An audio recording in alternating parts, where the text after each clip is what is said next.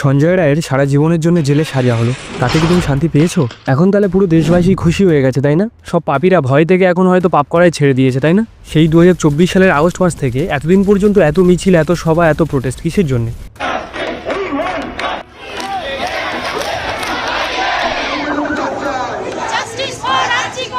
যাতে মেয়েরা সেফ বা সুরক্ষিত থাকে দেশের মধ্যে, তার জন্যই সঞ্জয় রায়ের এই শাস্তির পর দেশের তাহলে সমস্ত ছেলেদের মানসিকতা চেঞ্জ হয়ে গেছে, যারা এইসব ক্রাইম করে করে বেড়াচ্ছিল, এবং মেয়েরা সুরক্ষিত দেশের মধ্যে এখন, তাই না? জয় হিন্দ বন্ধু, আমি অ্যাডভোকেট মিলন গায়েন, তোমার লিগ্যাল ভয়েস। আজকের ভিডিওটা শুধু সঞ্জয় রায়ের উপরেই না, দেশের মধ্যে ছড়িয়ে থাকা প্রত্যেকটি সঞ্জয় রায়ের মতো মানসিকতার ছেলেদের উপর। 2025 সালের 20 জানুয়ারি RG Kar doctor rape and murder কেসের প্রধান অপরাধী সঞ্জয় রায়ের লাইফ টাইম ইমপ্রিজনমেন্ট বা যাবজ্জীবন জেল হলো। শিয়ালদা কোর্ট ভিকটিমের বাবা মাকে 12 লাখ টাকা দেওয়ার অর্ডারও দিয়েছে। বন্ধু, সঞ্জয় রায়ের উপর ভিএনএস বা ভারতীয় ন্যায় সংহিতা 2023, যেটা আইপিসির পরিবর্তে বানানো হয়েছে, তার সেকশন 64, 66 এবং 103 এই সেকশনগুলো লাগানো হয়েছিল সঞ্জয় রায়ের উপর, যেগুলো ছিল নন বেলেবল অফেন্স, যেখানে বেল পাওয়া যায় না সহজে। চলো একটু জেনে নিই ওই সেকশনগুলোর ব্যাপারে।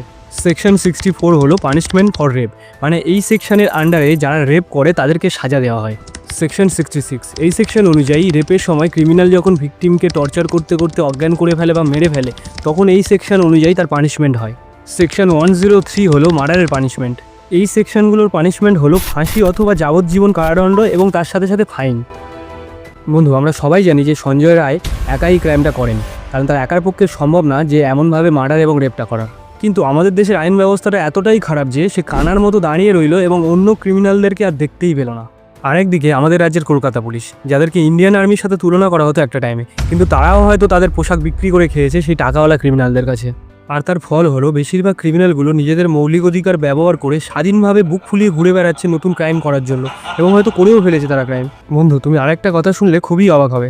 যেখানে এই বছরের 20 জানুয়ারিতে রেপ এবং মার্ডার করার জন্য সঞ্জয় রায়ের সাজা হলো, সেখানেই সেই একই দিনে আমাদের রাজ্যের দক্ষিণ 24 পরগনা জেলার বাসন্তী নামক এলাকায় একটা চাষের জমি থেকে 13-14 বছর বয়সী ক্লাস 8-এ পড়া নাবালিকা মেয়ের বডি পাওয়া যায়। ওই বাচ্চা মেয়েটা 9 জানুয়ারি 2025 সালে নিখোঁজ হয়ে যায়, এবং বহু খোঁজাখুঁজির পর বাবা মা যখন তাকে খুঁজে পায়নি, তখন বাসন্তী পুলিশ স্টেশনে গিয়ে কমপ্লেনও করেছিল যাতে তার মেয়েকে খুঁজে দেওয়া হয়। বেশিরভাগ পুলিশ টাকা এবং পার্টির কথা ছাড়া চেয়ার থেকে ওঠার চেষ্টাও করে না, তাই তারা ওই বাচ্চা মেয়েটাকে খোঁজার চেষ্টাও করেনি। মিসিং হওয়ার ঠিক 11 দিন পর 20 জানুয়ারি 2025-এ বাচ্চা মেয়েটার বডিটাকে দেখতে পায় একটা চাষি। ক্রিমিনালরা রেপ এবং মার্ডার করার পর বডিটাকে মাটির নিচে পুঁতে দিয়েছিল, এবং বডির গায়ে একটাও জামা কাপড় ছিল না। মেয়েটার বাবা মা রেপ এবং মার্ডার কেস ফাইল করে, এবং সেই কেসের উপর ভিত্তি করে পুলিশ এলাকার 2জন ছেলেকে অ্যারেস্ট করে। সেই 2জন অ্যাকিউজডের মধ্যে একজন হলো দীপেন কয়াল এবং আরেকজন হলো বুদ্ধদেব সর্দার। পুলিশ এই কেসটাতে সন্দেহ করছে যে লাভ ট্রায়াঙ্গেল অথবা ত্রিকোণ প্রেমের কারণে এই ঘটনাটা ঘটেছে। বন্ধু, তুমি একটা কথা মন থেকে বলো, যে এইরকম মেন্টালিটির পুলিশদের কি বলা উচিত, যারা এমন একটা সিরিয়াস ম্যাটারেও এমন বাজে মন্তব্য করে? সঞ্জয় রায়ের মতো এই কেসটার অপরাধীদেরও যদি যাবজ্জীবন অথবা ফাঁসি হয়, তাহলে কি ওই মেয়েটার আত্মা শান্তি পাবে?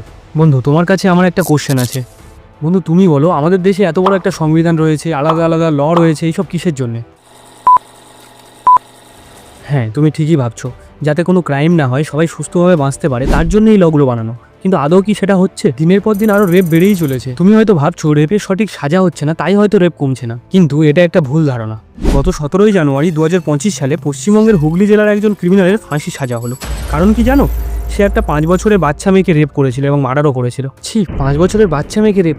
পশ্চিমবঙ্গ কোথায় নেমে গেছে দেখো। আরেকটা কেস 2024-এর ডিসেম্বরের 6 তারিখে দক্ষিণ 24 পরগনার কুলতলিতে মাইনর মেয়েকে রেপ এবং মার্ডার করার জন্য একটা ক্রিমিনালের ফাঁসির সাজা দিয়েছে বারুইপুর কোর্ট। এবং একই রকমভাবে দীনবন্ধু হালদার নামে একজন ক্রিমিনালের ফাঁসির সাজা হয়েছে গত 13 ডিসেম্বর 2024-এ পশ্চিমবঙ্গের মুর্শিদাবাদ জেলার ফারাক্কা নামক এলাকায় একজন মাইনর মেয়েকে রেপ করার জন্য। এই কেসগুলোর ব্যাপারে আমরা সবাই কম বেশি শুনেছি অথবা জানি, কিন্তু বন্ধু, তুমি কি এগুলো জানো? ভারতবর্ষে প্রতি 15 মিনিট অন্তর অন্তর একটা করে রেপ কেস ফাইল হয় ন্যাশনাল ক্রাইম রেকর্ড ব্যুরো বা এনসিআরবির 2019 সালের রিপোর্ট অনুযায়ী। আর প্রতিদিন 86টারও বেশি রেপ কেস ফাইল হয় ভারতে। বন্ধু, কোভিড প্যান্ডেমিকের সময় যেখানে পুরো দেশ প্রায় 2020 থেকে 22 পর্যন্ত বন্ধ ছিল, ঠিকভাবে সব কাজকর্ম চলছিল না पूरे देश में The Indian Prime Minister giving just 4 hours notice until একে অপরকে ছোঁয়া তো দূরের কথা, কারণ সামনেও যেতে ভয় লাগতো। সেই পরিস্থিতিতেও কোভিডের ওই 3 বছরের মধ্যে 92,000-এরও বেশি রেপ কেস ফাইল হয়েছিল ওই সময়ে। এই সংখ্যাগুলো তো কেস করার সংখ্যা, কিন্তু যেগুলো কেস হয়নি সেই সংখ্যাগুলো আমাদের ধারণারও বাইরে। এই সংখ্যাগুলো আমি তোমাদের বোঝানোর জন্য আমার মনের মতো করে বানিয়ে বলছি না, এইগুলো সব গভর্নমেন্ট অফ ইন্ডিয়ার বানানো রিপোর্ট অনুযায়ী।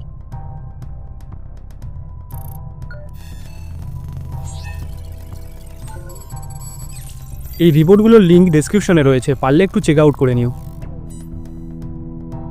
বন্ধু, তুমি যদি একজন ছেলে হও তাহলে তোমার জন্য এই কথাগুলো। আমরা ছেলে, তাই বর্তমান পরিস্থিতি অনুযায়ী আমাদের উপরেই সব থেকে বেশি আঙুল উঠছে। এটা হওয়াই স্বাভাবিক। কিছু অসুরূপী ছেলেদের কারণে পুরো ছেলে জাতিকে আর কেউ বিশ্বাস করতে চাইছে না। কারণ যারা এই সব নোংরা ক্রাইমগুলো করে করে বেড়াচ্ছে তারাও ছেলে আর আমরাও ছেলে। তোমার কাছে শুধু আমার একটাই রিকোয়েস্ট, সব মেয়েরা মায়ের রূপ হয়, তাই তাদেরকে তেমনভাবেই ট্রিট করো। আর কোনোদিন কোনো মেয়ের সাথে কিছু ভুল ঘটছে দেখে মুখ ফিরিয়ে শুধু চলে এসো না, প্রতিবাদও করো। কারণ মেয়েরা মায়েরই রূপ হয়, আর আমি জানি তুমিই পারবে তাদের রক্ষা করতে।